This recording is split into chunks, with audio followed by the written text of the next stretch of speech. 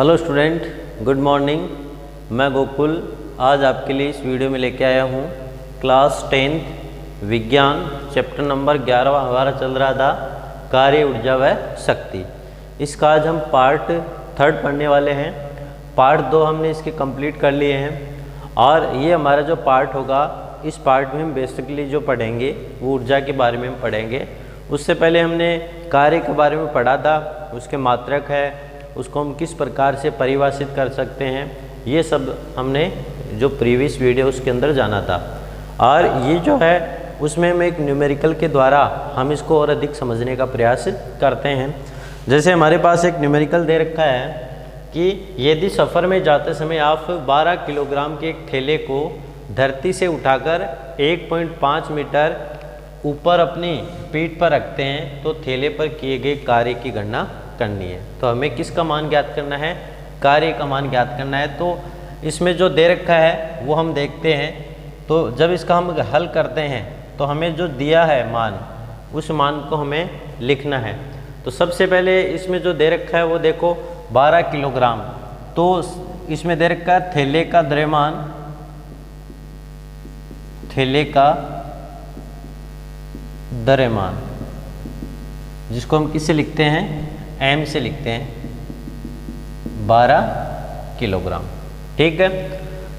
धरती से उठाकर 1.5 मीटर ऊपर, तो ऊंचाई, ऊंचाई को किसे लिखते हैं? h से। h कितना दे रखा है? 1.5 मीटर। और यहाँ आपको क्वेश्चन में दिया जाएगा g बराबर, जैसे आपको दे रखा है 10 मीटर प्रति सेकंड स्क्वायर। ठीक है, ये आपके पास g का मान दे रखा है। अब देखना इसमें गुरुत्वीय त्वरण g जो दे रखा है, गुरुत्वीय त्वरण g कितना है? 10 मीटर प्रति सेकंड स्क्वायर। ठीक है। अब हमें निकालना क्या है? कार्य। तो कार्य बराबर, ठीक है, तो कार्य W जो हमें निकालना है। तो हमने देखो पहले पढ़ा था कार्य की परिभाषा से, बल इंटू विस्थापन का गुणनफल क्या कहलाता है? कार्य कहलाता है। ठीक है। अब कार्य की परिभाषा से जब इसको हल करते हैं तो कैसे हल करेंगे? तो W बराबर क्या होता है? F into S. क्या होगा? W बराबर F इंटू एस। ठीक है। अब देखो हमारे पास किसका मान दे रखा है?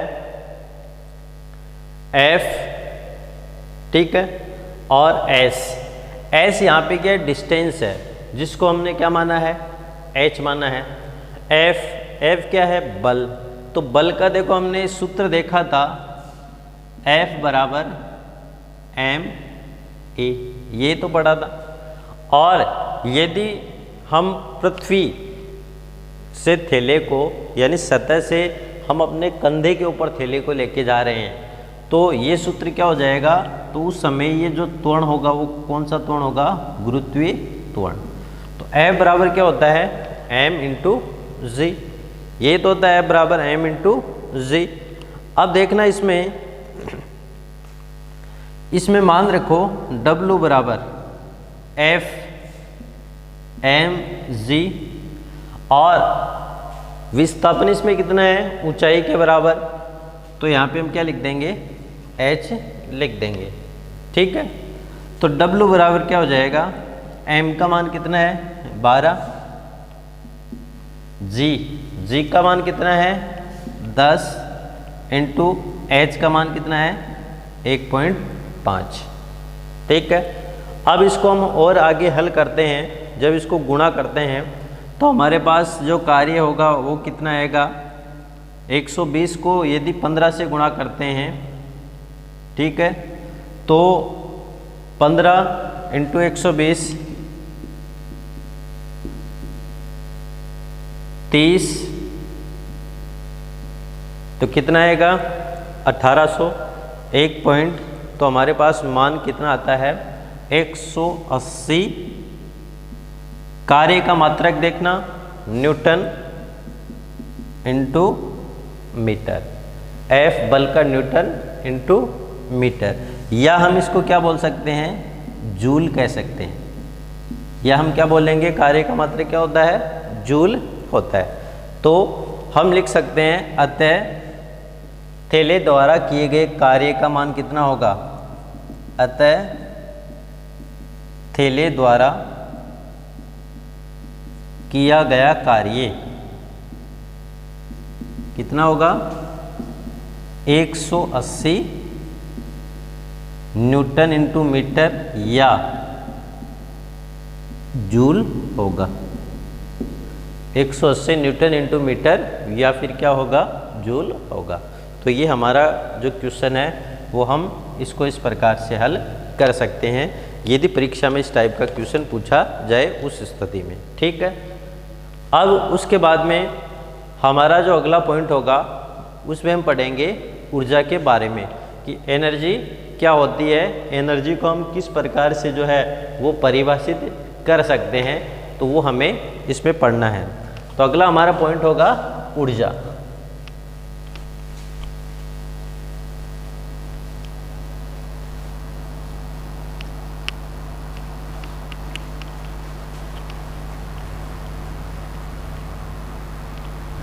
ऊर्जा को हम किस प्रकार से परिभाषित कर सकते हैं, ऊर्जा का मात्रक क्या होता है, ये सब हम इस पॉइंट के अंतर्गत पढ़ने वाले हैं।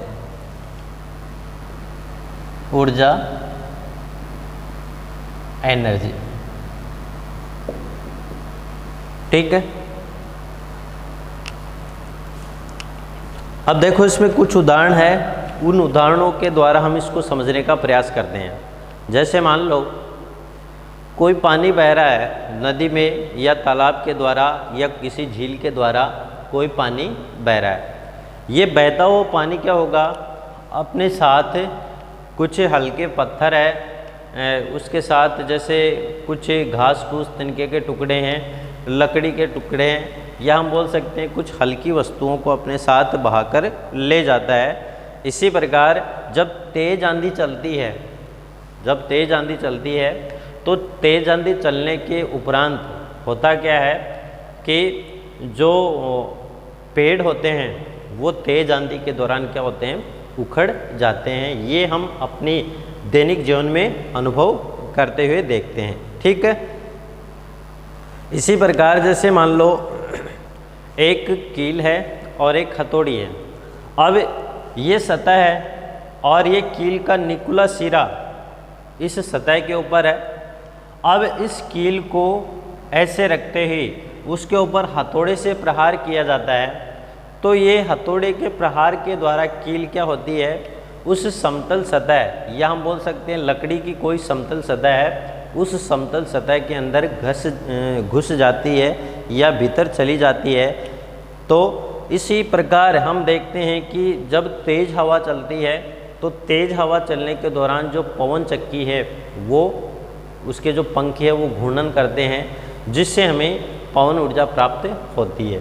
तो ये जो सब है वो ऊर्जा के विभिन्न रूप हैं। इसका मतलब हम क्या बोल सकते हैं कि जिस वस्तु के अंदर ऊर्जा होती है वो कार्य कर सकती है। ठीक है, अब उसी प्रकार हम देखते हैं अनुभवों के आधार पे कि गतिमान वस्तु जो होती है उसमें कार्य करने की क्षमता होती है। जैसे हवा बह रही है तो वो गतिमान है, उसमें कार्य करने की क्षमता होती है। ठीक है, इसी प्रकार पवन चक्की चल रही है तो पवन चक्की चल रही है, इसका मतलब वो घूर्णन कर रही है, गतिमान है। तो गतिमान जो वस्तुएं होती है उसमें क्या होती है, कार्य करने की क्षमता पाई जाती है। जब हम किसी वस्तु को एक निश्चित ऊंचाई तक उठाते हैं तो उसमें कार्य करने की क्षमता आ जाती है। जैसे मान लो ये हमारे पास डस्टर है, इस डस्टर को हम किसी निश्चित ऊंचाई तक इस प्रकार उठाते हैं। ठीक है, तो उठाएंगे तो जैसे इसको उठाते हैं तो इस वस्तु में क्या होगी, कार्य करने की क्षमता आ जाती है। तो हम बोल सकते हैं कि जब किसी वस्तु को एक निश्चित ऊंचाई पर उठाया जाता है तो उस वस्तु में क्या हो जाती है, कार्य करने की क्षमता आ जाती है, या हम बोल सकते हैं वो कार्य करना शुरू कर देती है। जब इसी प्रकार जब कोई बच्चा है, छोटा बच्चा, वो जो खिलौना कार होती है उस कार में जो चाबी होती है उस चाबी को भरता है।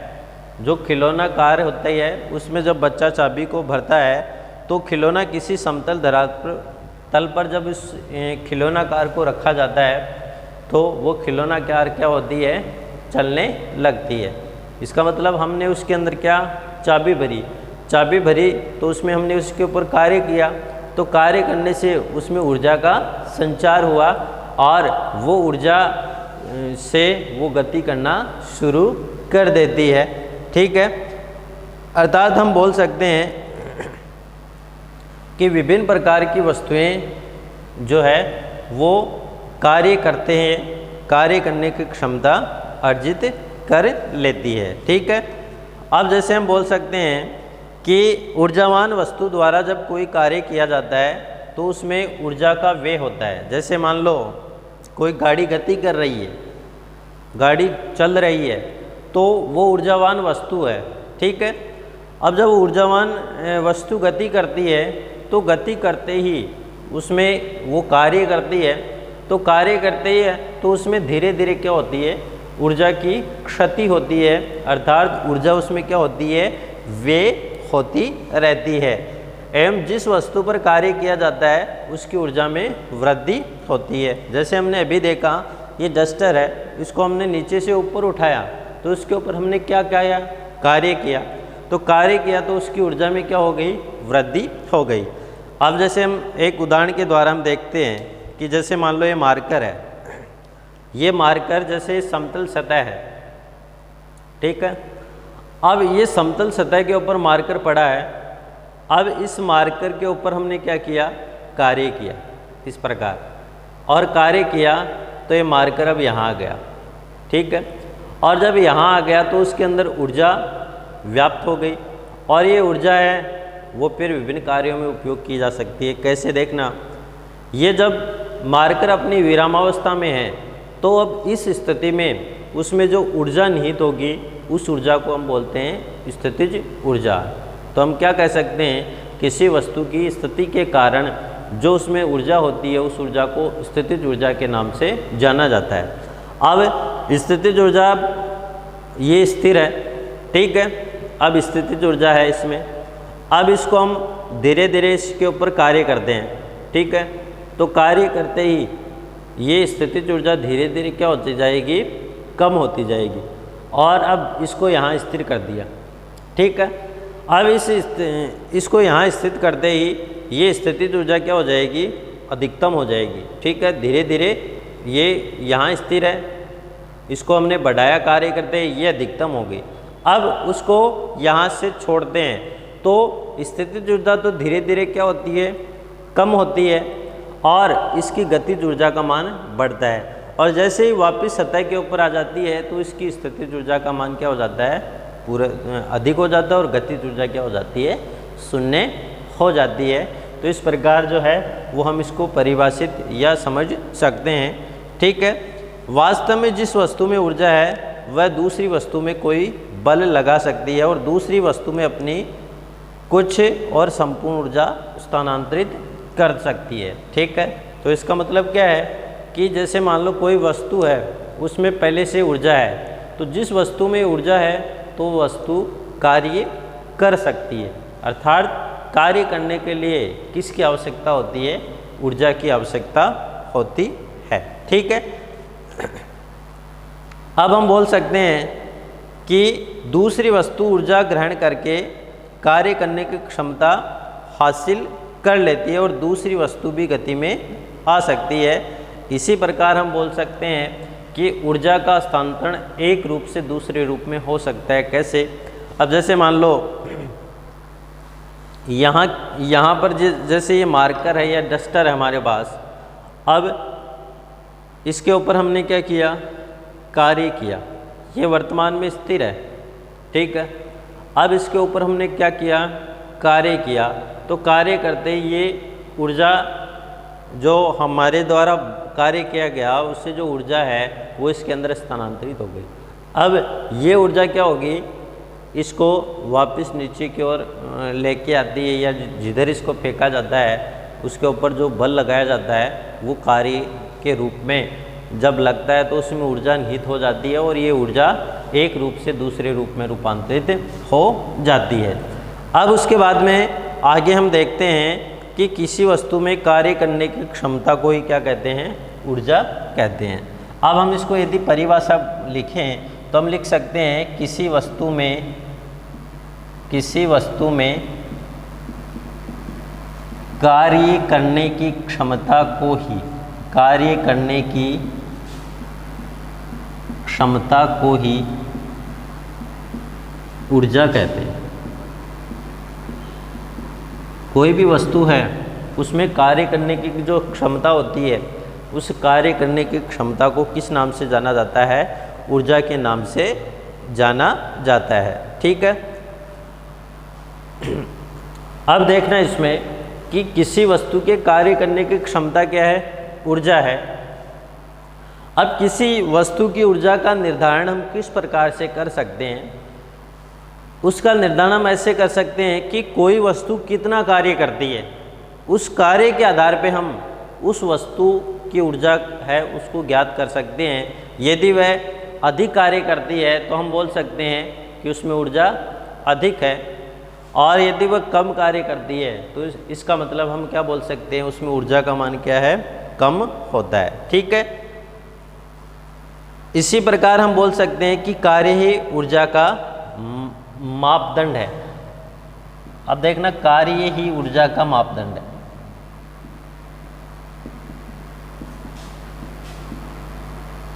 कार्य ही ऊर्जा का क्या है, मापदंड है। अतः हम कह सकते हैं कि ऊर्जा का मात्रक वही है जो कार्य का होता है। अतः हम कह सकते हैं कि ऊर्जा का मात्रक वही है जो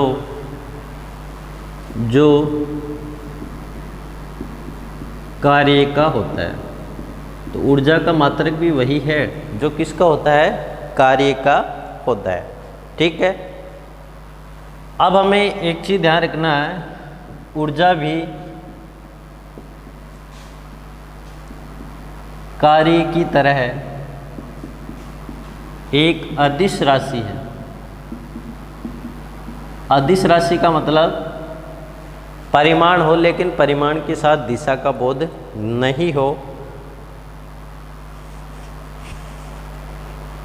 परिमाण हो और दिशा का बोध नहीं हो। अब देखना इसमें कार्य का मात्रक क्या होता है,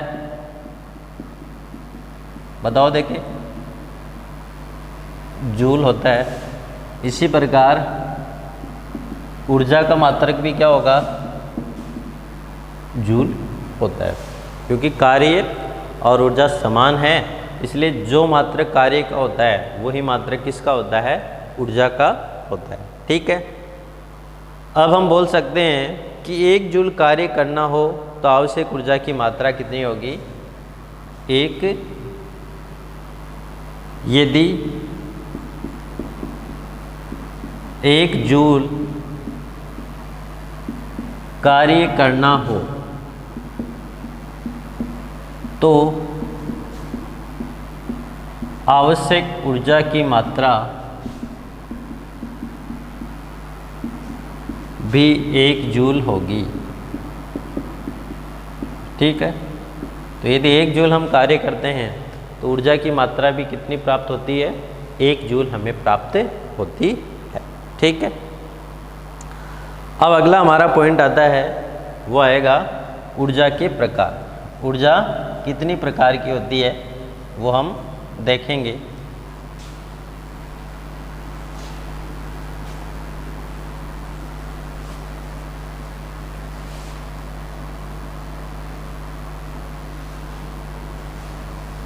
ऊर्जा के प्रकार।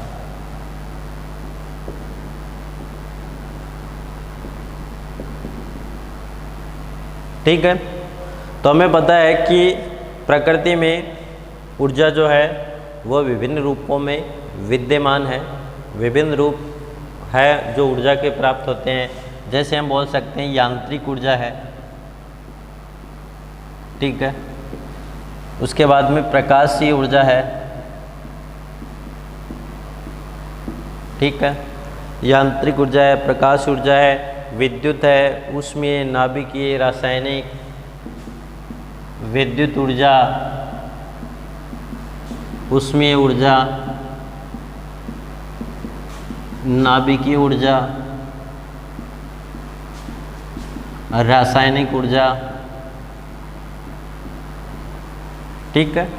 तो ये ऊर्जा है, उसके विभिन्न रूप होते हैं या विभिन्न प्रकार होते हैं, जिसमें प्रकाश, विद्युत, उसके बाद में ऊष्मा, नाभिक, रासायनिक, ठीक है। तो ये सभी क्या है, ऊर्जा के विभिन्न प्रकार है। और हमें पता है कि प्रकृति में ऊर्जा का प्रमुख स्रोत क्या होता है, प्रकृति में ऊर्जा का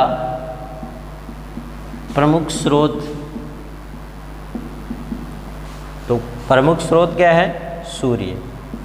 तो प्रकृति में ऊर्जा हमें किससे प्राप्त होती है, सूर्य से। तो हम बोल सकते हैं कि प्रकृति में ऊर्जा का प्रमुख स्रोत क्या है, सूर्य है, ठीक है। अब हम जैसे ऊर्जा कई रूपों से भी हमें प्राप्त होती है, जैसे ज्वार भाटा, जिससे ज्वारीय ऊर्जा प्राप्त होती है, और ये ज्वार भाटा चंद्रमा के गुरुत्वाकर्षण बल के कारण होता है। तो ज्वार भाटा से भी ऊर्जा प्राप्त होती है, जिसे ज्वारीय ऊर्जा कहते हैं। इसी प्रकार जैसे जल विद्युत होती है, नदियों के बहाव से हमें जल विद्युत प्राप्त होती है, ठीक है। इसी प्रकार जैसे तेज हवाओं का चलना,